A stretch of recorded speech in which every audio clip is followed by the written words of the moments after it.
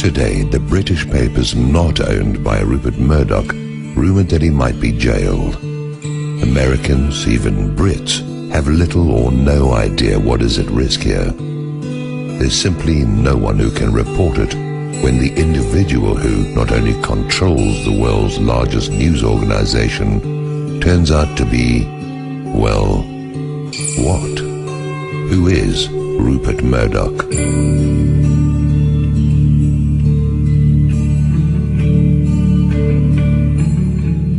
What he is not is an Australian right-wing billionaire. Murdoch, though born in Australia, is an Israeli citizen and Jewish.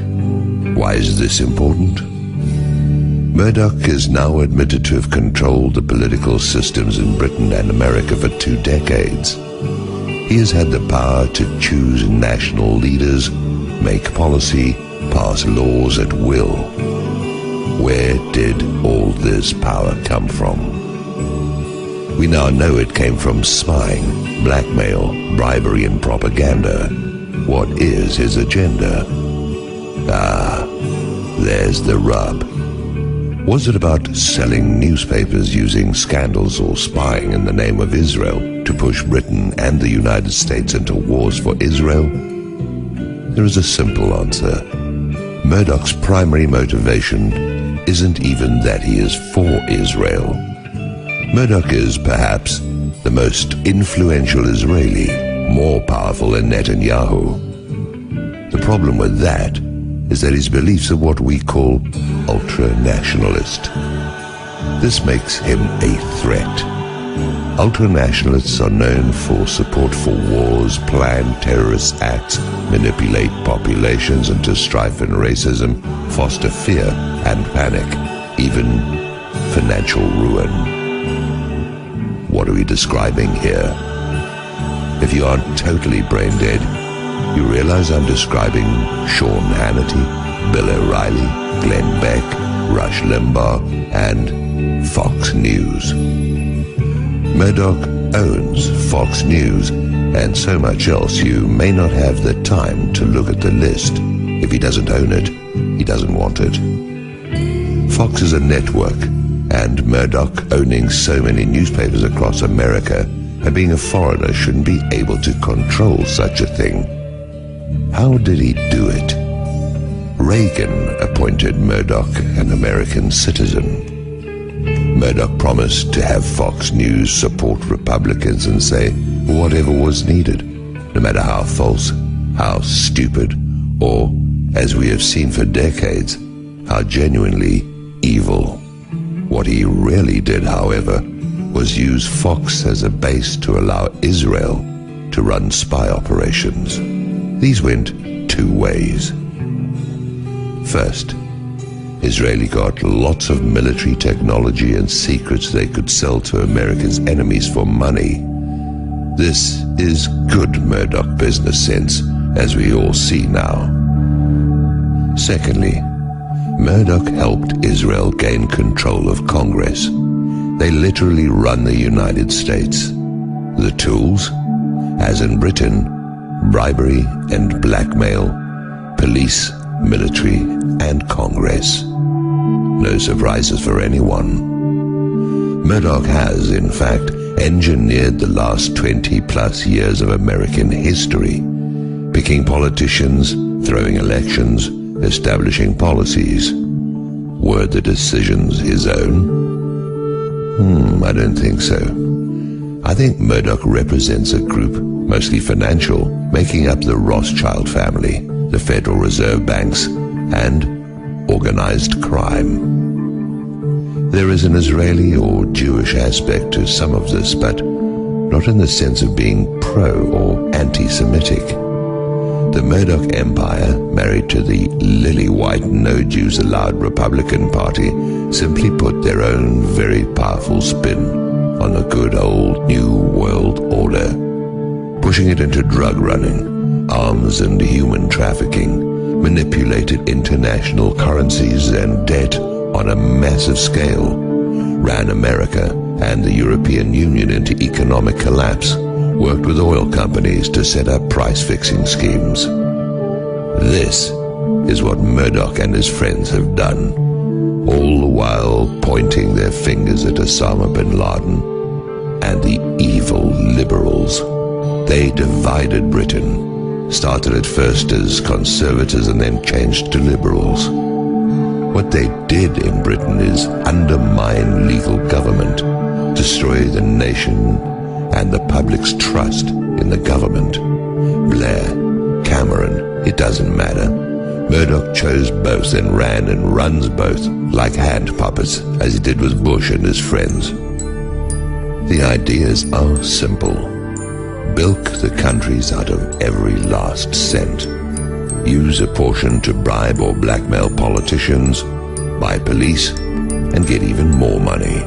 Then you lie to people, give them enemies to hate, arrange wars for them to fight, and stand back and watch them destroy themselves. Are there people really this evil? Yes, there are. Murdoch, the gang at his companies, the gang at Fox News, the folks in the US called neocons, the Israeli lobby in the US, the ADL, AIPAC, and the Likud faction in Israel run by Netanyahu. These folks hate the United States. A similar group hate Britain. Australia has their own. He runs that place entirely right into the ground. He also runs Germany, Canada. He runs much of what was once the free world. Am I describing Satan? Pretty much. His strongest advocates, those who have stood with his thieves and liars against all that is decent, all that is good, all that is right, is the evangelical and Zionist communities in the United States. They were and are the fertile ground for his message of hate and deceit. Who does Murdoch claim to hate? Muslims, for sure. They are all bad. Everything he touches in his hundreds of publications and TV shows, or the phony news his gang of cutthroats create, hate of Muslims is always on top. This pleases his Israeli friends. If things keep going the way they are, he may need to hide out there and Israel will always protect him. Maybe plow down a few Palestinian homes to give him a grand estate. After all, Muslims are an easy target, living in petty dictatorships run by thieves who we have now learned have always run to Washington and Tel Aviv for orders. Take out a second. Think of the word Palestinian.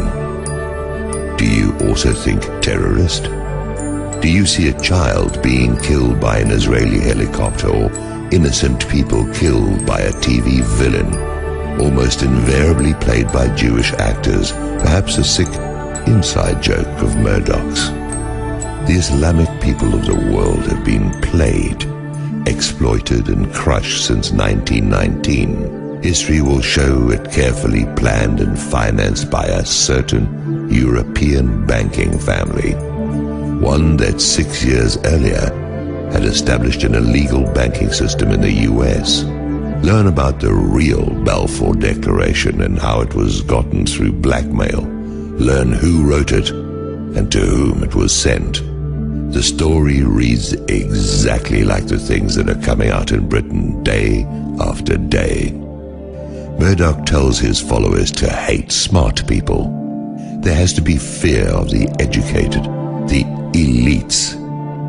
You can't have rampant racism and blind ignorance until you destroy public trust in the natural leaders, until you destroy real culture and replace it with mechanized music, scandal-mongering, dirty sex, and endless conspiracies. Murdoch is the real king of conspiracy theories.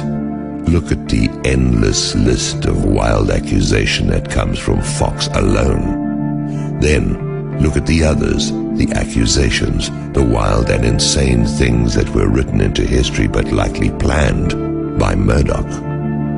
9/11 probably had Murdoch's hand in it, as did the London bombings on 7/7. There could be no great conspiracy without control of the news. Now we find the news itself controlled the governments and may well have written the scripts to the wars, the rigged elections, the acts of terror and the misdirections that sent America into a decade of cruel and useless bloodletting after terror groups that never existed in the first place.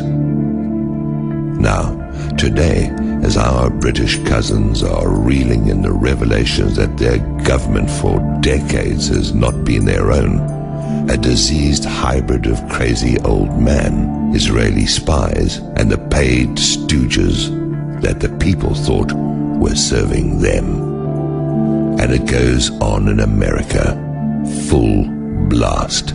Murdoch and his creatures planning the future of America. One of his creatures is Bina, another is Palin. Then there is Gingrich. There was the entire Bush administration. But to get to the dark heart of evil, first you look at Fox